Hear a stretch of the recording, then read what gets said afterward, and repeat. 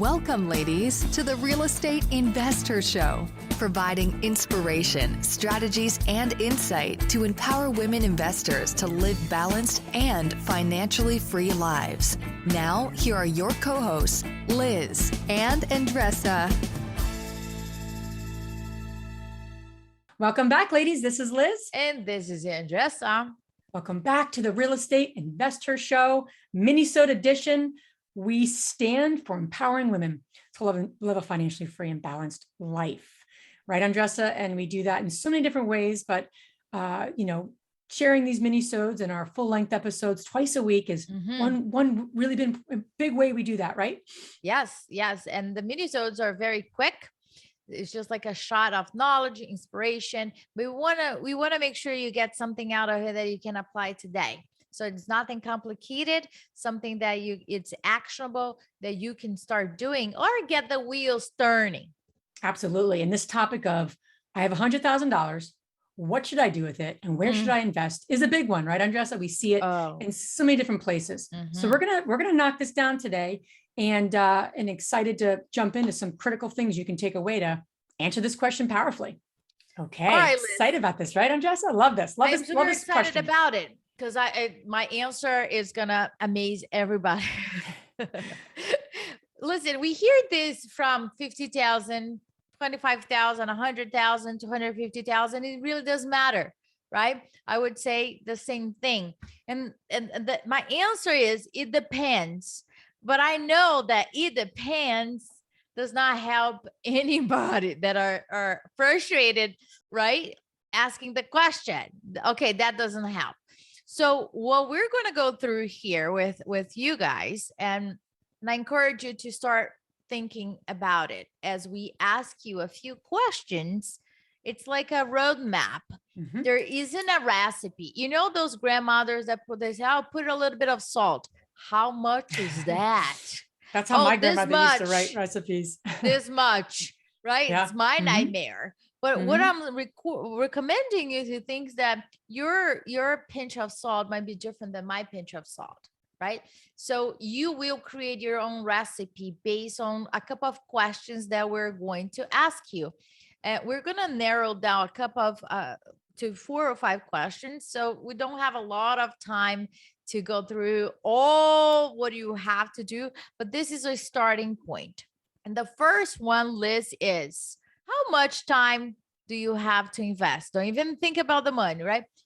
Leave that piece on the side because you already know that you have something to invest. How much time do you have available? Liz, share here. Why is that important? That's huge, right? Because and why are we starting with that? Right.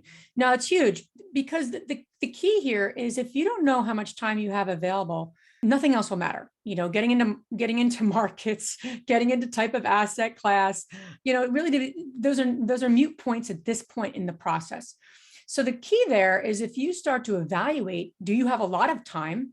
That might make sense that you want to be more active in this business. You want to go look for the property. You want to manage the project, et cetera, et cetera. If you don't have a lot of time and time is not on your side, then maybe passive investing or partnering with someone might be a better option for you. There's always a way to do well in this business and to invest in real estate. Very big fan of that thinking. It's not one way, as Andresa just said, but knowing the time, realistic time, not like wishful time, but time now, time in a year, time in, long term will help dictate. Because some people are active now and then their time starts to get pulled. They're like, I don't have as much time as I used to. Well, that's a whole other idea. Absolutely. So yeah, that'll help dictate active and passive.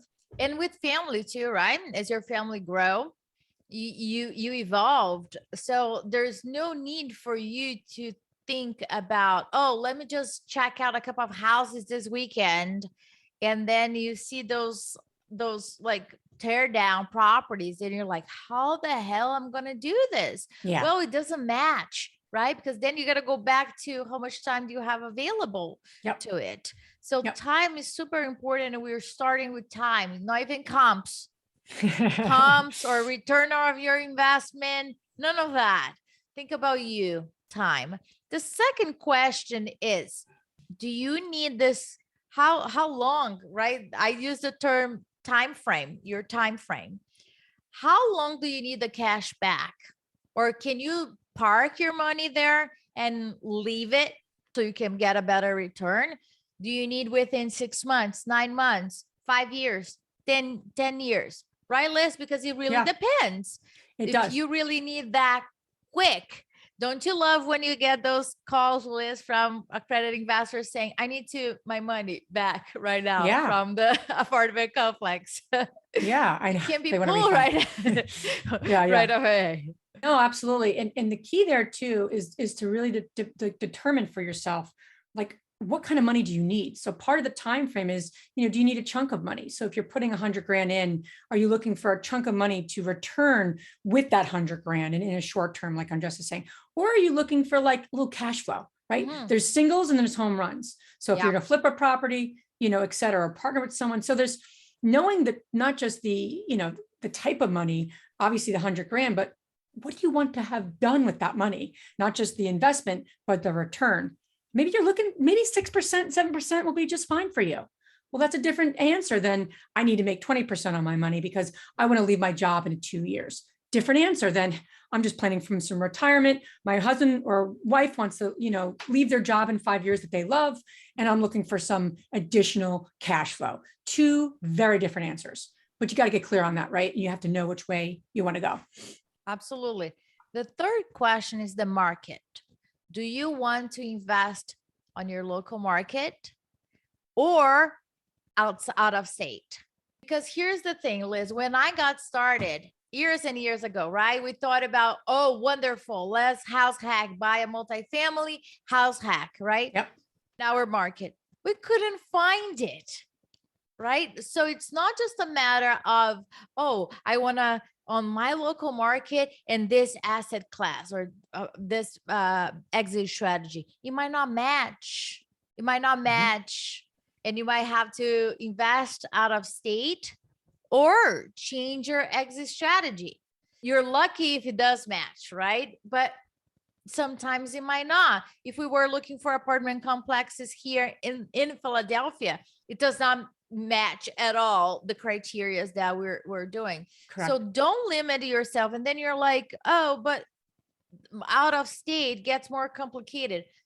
Treat your local investments as if it is out of state. Because you don't want to create another job for yourself. So who do you need on your team? What process can you put in place that doesn't matter if it is local or out of state? The process and systems are the same with the goal that you are not in it. Make sense, Liz? Absolutely. That's huge. And don't be limited by your own, long-term goals. Like in local, if you're in an expensive market, maybe you do a vacation rental, you do Airbnb because that makes sense there, right? So it's, again, all has to match, but knowing your local market, what it has available to you. For 10 years, we only invested 30 minutes. That worked for me and my husband. Now that also meant that we held on to things way too long. We were doing a lot. That we learned from that, right? We try not to do everything ourselves. We can't have buildings in other states now and do everything ourselves. But had we gotten that lesson maybe a little sooner, maybe we would have expanded a little sooner. Who knows? Our path is our path. But I say that with just knowing that local versus out of state has its pros and cons. But it actually, to Andresa's point, can actually be, you have to create a process and you have to have people if you're going to invest out of state, which you have to be, being able to be that leader and give direction and have upfront conversations with people and all the things that go into managing a process and people, which is a lot of work. But if you're doing the right work on yourself, you can totally handle it with the right people and the right who's locally. Absolutely. The last question that we're going to ask here, and we have plenty of in storage, but is, can you afford losing this money? Okay. Because if you read the fine line, it's saying that there is a risk and you might not get it. You might not get it. There's no such a thing as guaranteed, right, Liz? And I remember, I don't know, I think a couple of years ago that you mentioned that a person came to invest, and I think it was 50,000. And that was the only thing that this person had. All of their savings. Yeah. all their savings. Yeah. Right. I can't, and I remember you saying that you couldn't do it to this person, not because anything else, but it will be irresponsible from our Absolutely. end, right?